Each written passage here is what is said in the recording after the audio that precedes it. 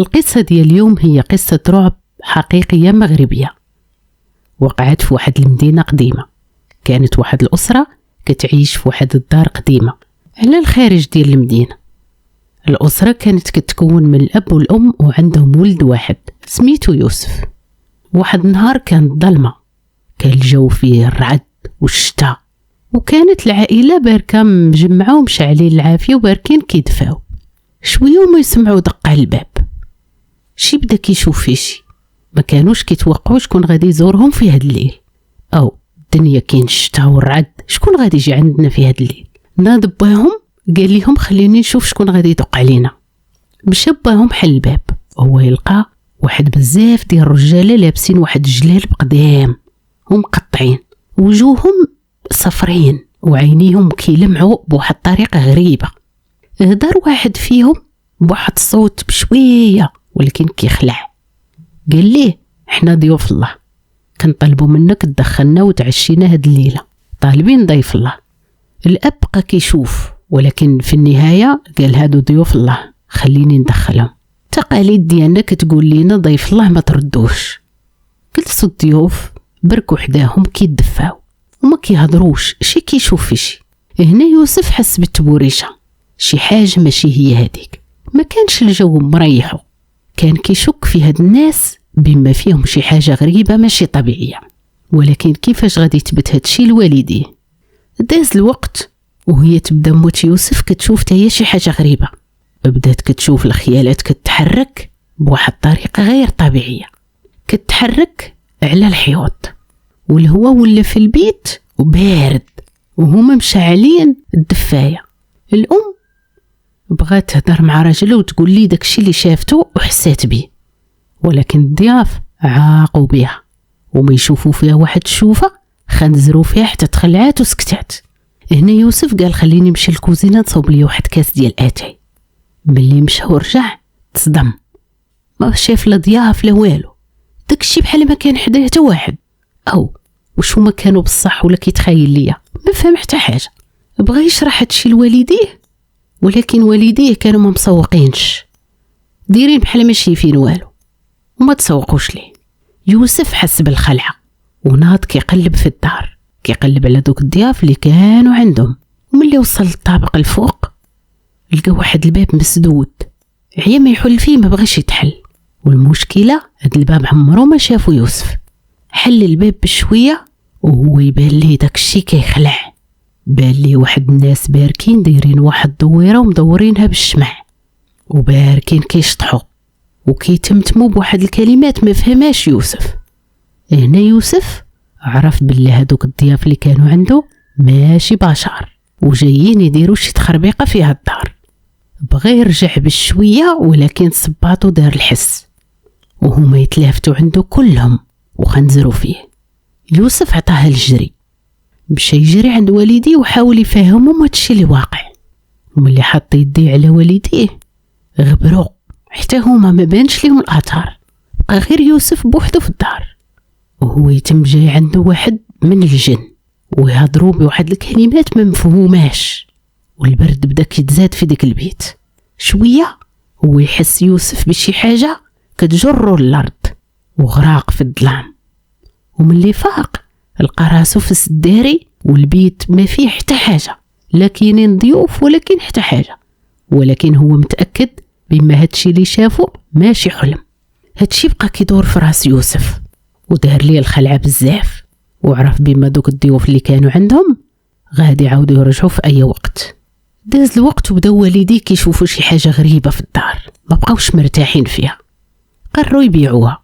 من هذاك النهار يوسف ما بقاش كيشعر بالامان في دارو، وبقى عايش ديما واحد الحياه ديما كيتسنى شي واحد يطق عليه في الليل. العائله بهادشي اللي شافته قررت باش تبيع الدار باي طريقه. داكشي اللي داروا حطوا الدار باش تباع وطولات ما بقاش تباع لهم ديك الدار، تعكسات شويه وهي تشريها واحد العائله لاباس عليها، بغات تخليها غير العطل والمناسبات. هاد العائله كانت كتكون من الاب والام وجوج ولاد عندهم غير ولد وبنت. هاد العائله لاباس عليها ومعروفه عليها بالكرم والصداقه. كانت عائله بن عيسى كتكون من الاب اللي سميتو يوسف والأم سميتها فاطمة، والطفلين اللي هما ليلى وحسن. كانوا كيقلبوا على واحد البيت جديد حيت باهم يوسف انتقل لواحد الوظيفة جديدة كتبعد شوية على المدينة. كاين بزاف البيوت معروضين للبيع، ولكن هما غير شافوا هاد البيت لصقوا عليه. جاهم الثمن مزيان وهما حسوا بشي إحساس قال لهم شريو هاد الدار. واحد النهار كان مشمش وزوين، مشات هاد العائلة باش تشوف هاد البيت.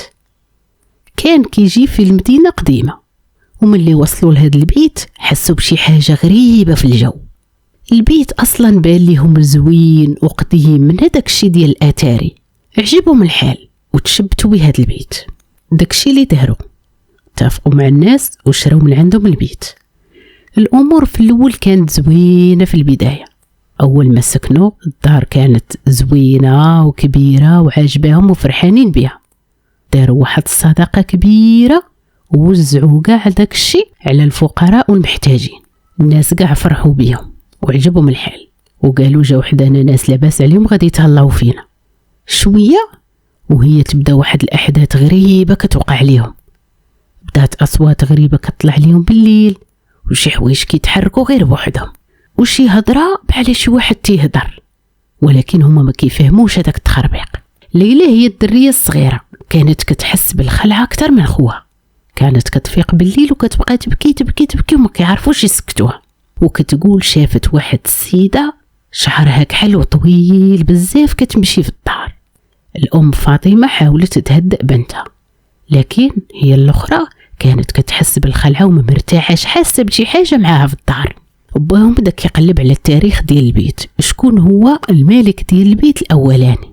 اكتشف باللي انه في القرن التاسع عشر كان مملوك لواحد العائله نبيله وعريقه بزاف من دوك الناس لاباس عليهم، ومع ذلك كانت بزاف ديال القصص مأساويه مرتبطه بهذا البيت.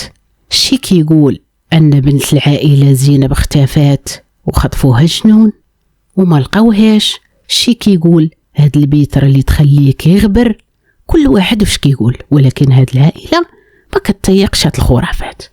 وقالوا ليه بما هاد البيت راه مسكون من بنت واحد العائله كانت ساكنه هنا وخطفها الجن وبقات الروح ديالها كتدور.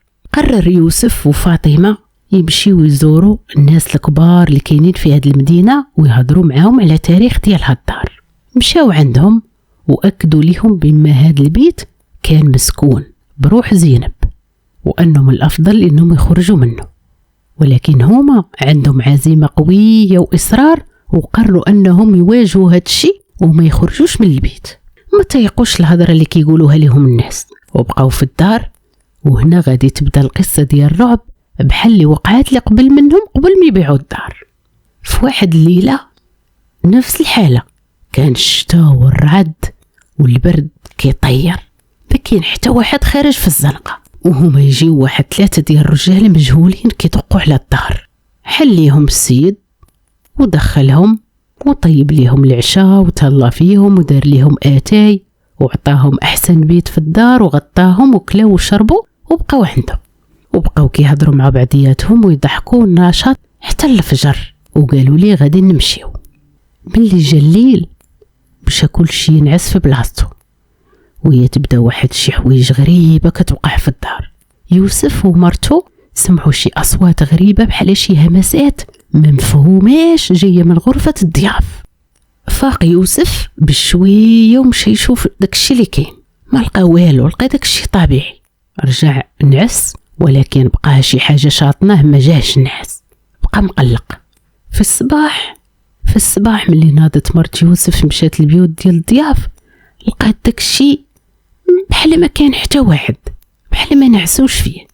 هنا بدا الشك كيدخل ليها، ولكن ما قدراتش على تقول شي حاجه لراجلها.